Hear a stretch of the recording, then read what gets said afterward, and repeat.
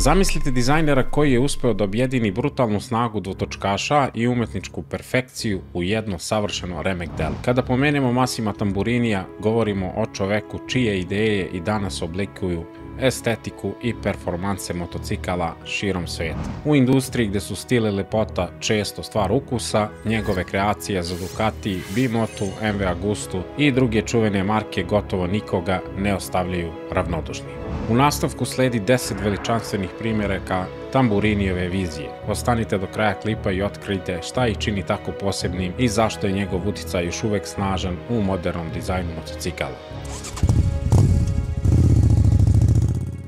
Krenut ćemo redom. Izdvojit ću 10 izuzetnih motora kojima je Massimo Tamburini podario svoj genijalni dizajnerski pečat. Krećemo sa modelom koji je zapravo započeo priču o B-Moti kakvu danas poznajemo.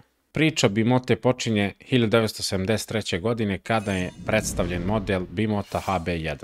Nije bila ni najlepša, ni najnaprednija u tehnološkom smislu, ali je donela pravu malu revoluciju. Spoj snažnog motora tadašnjeg Hondinog CB750 i superiornog okvira koji je sama B-Mota razvila. U to vreme japanski brendovi su fokusirali na motor i snagu, ali im šasija često nije bila prioritet. B-Mota je prepoznala tu priliku i iskoristila je do maksimum. HB1 je danas prava retkost. Napravljeno je svega samo 10 primeraka i kao posljedica te ekskluzivnosti cene su danas astronomske i možete ih vidjeti samo na retkim aukcijama. Već naredne 1974. godine B-Mota i Tamburini bacili su se na Yamahu TZ350. Rezultat je bio B-Mota YB1. Za to doba njena aerodinamika sa širokim prednjim delom i podignutim zadnjim krajem bila je gotovo futuristička. Dok se može raspravljati o stvarnom efektu te aerodinamike, okvir je svakako bio vanserijski i doneo prednost na stazi. Dovoljno je reći da je Johnny Cecotto 75. godine osvojio 350 kubika šampionat upravo na šasiji ovog motora. Za B-Motu je to bio veliki uspeh i jasan dokaz kakav potencijal nose Tamburinijeve ideje.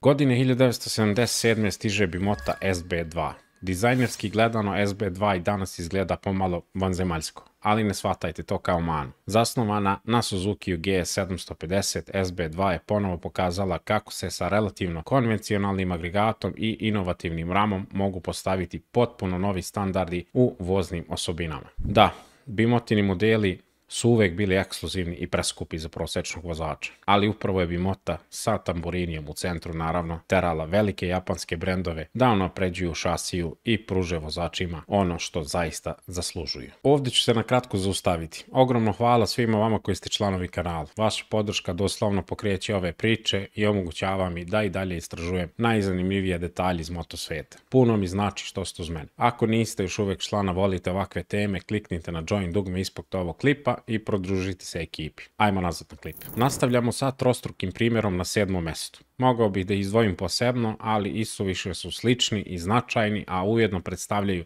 prelazni period u karijeri Massima Tamburinija. B-Mota DB1. Krećemo sa modelom B-Mota DB1, ovdje je Tamburini uglavnom oblikovao spoljni izgled, dok je inženjer Federico Martini osmislio mehanički deo. Karoserija je bila u potpunosti zatvorena, što je tada izgledalo kao dizajn budućnosti. Ducati Passo. Logičan nastavak ideje sa B-Motom, ali sada pod Ducatijevim krovom i modelom Ducati Passo. Iako bismo danas očekivali da Ducati ima čuveni rešetkasti ram, Passo je koristio četvrtasti cevni okvir, dok je DB1 imala čeličnu rešetku. Paradoks koji tada nije bio toliko neobičan. U međuvremenu, Gadživa je pripremila sličnu filozofiju dizajna na modelu Frecija, ali je spustila na 125 kubika dvotaktnog agregata. Frecija je zapravo bila preteča slavnog modela Mito. Sva tri motocikla donela su revoluciju punog oklopa dizajna, gde je karoserija pokrivala gotovo svaki mehanički deo. Danas znamo da se trend razvio u nešto malo drugačijem smeru, ali tada se činilo kao da će svi budući motocikli biti potpuno oklopljeni. Sljedeća grupa B-Motinih modela od HB2, HB3, SB4, SB5 pa sve do KB2 pokazuje sličnu filozofiju. Kombinaciju čeličnog prednjeg dela okvira i aluminijumske zadnje sekcije oko tačke oslanjanja zadnje viljuške. Možda vam ova ideja zvuči poznato. Da, ista tehnika se koristila kasnije i na modernim Benellijima, MV Agustama, pa čak i na novim Ducati Monster modelima. Ali mi ovdje govorimo o ranim 80. godinama kada je to bilo nešto sasvim novo. Motori su se razlikovali, Honda CB900, CB1100, Suzuki GSX 1100, Kawasaki Z1000, ali filozofija je uvijek bila prisutna. Tamburinijov pečat na ramovima i dizajnu. Tako je nastala legenda o Bimoti kao kući inovacija za šasije. Za razliku od većine Tamburinijevih dela koja su redom bila dovršena i plasirana na tržište, Husqvarna STR 650 iz 2006. godine nikad nije krenula u serijsku proizvodnju, nažalost. Šteta jer izgledala kao idealan supermoto. Agresivan, elegantan, a opet jednostavan. Kao i kod Bimote, Tamburini je eksperimentisao sa različitom kombinacijom materijala uz ram, uz mogućnost podešavanja geometrije vešanja. Nažalost, projekat je ostao samo koncept, ipak vredi ga pomenuti jer pokazuje da je Tamburini zadržao svoj inovativni duh do samog kraja.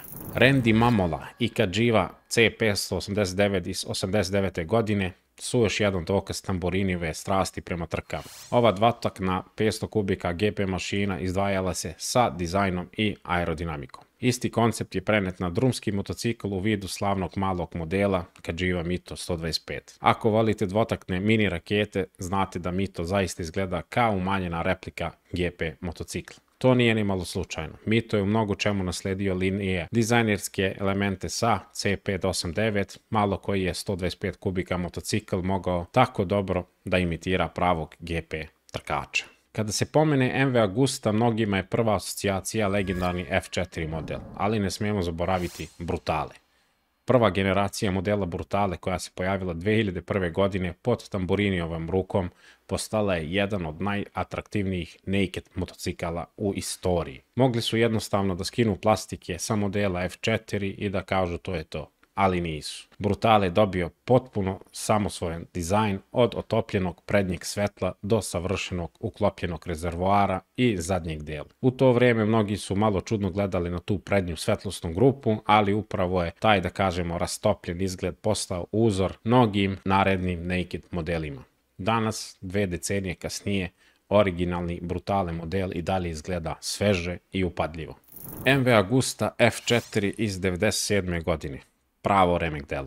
Priča kaže da je Tamburini suočen sa operacijom i strahom od komplikacija noć pre samog zahvata popunjavao strane i strane skicama, želeći da ostavi sve svoje ideje na papiru. Na sreću, preživeo operaciju i doneo nam je jedno od najlepših sportskih čuda na 2 točka. Za razliku od drugih projekata gde su inženjeri imali veliku reč, kod modela F4 Tamburini je imao potpunu kontrolu, od estetike do aerodinamike. Rezultat: prepoznatljiv četvorostruki izduv, agresivne linije i neverovatna pažnja posveđena detaljima. Činjenica da i današnje F4 verzije još uvijek vuku korene iz tog originalnog dizajna dovoljno govori koliko je bio ispred svog vremena. Za kraj nisam mogao da izaberem ništa drugo na prvom mestu osim modela Ducati 916. To nije samo Tamburinijev najpoznatiji motocikl, već i jedan od najprepoznatljivih simbola modernog motociklizma uopšte. Kada se model 916 pojavio sada već davne 93. godine, konkurencija je ostala zatečena. Aerodinamična prednja maska sa dvostrukim svetlima iznad usisnika za vazduh, podignuti izduvni sistem ispod sedišta, zbijene i agresivne proporcije. Sve je to postalo novi standard. Mnogi će reći da je Honda NR 750 pružila izvesnu inspiraciju, što je Tamburini i sam priznao, ali Ducati 916 sve te ideje spojio u jednu savršenu celinu. Svaka linija ima svoju svrhu, čak i novi Ducatijevi sportski modeli danas više od 30 godina kasnije vuku bar po neki detalj sa modela 916. Recimo, pogledajte novi Panigale. Retki su moderni sportski motocikli koji ne pokušavaju da se bar malo ugledaju na ovu legendu. Massimo Tamburini ostaje zauvek u panteonu motodizajna, a njegove ideje i danas inspirišu nova remek dela na 2 točka. Koji njegov model vama najviše znači? Podelite mišljenje u komentarima i kliknite like i subscribe ako vam se dopao ovaj klip. A sada prelazimo na priču o dečaku čija je vizija stvorila jednu od najpoznatijih svetskih motokompanija, Hondu. Kliknite i otkrite kako je sve počelo.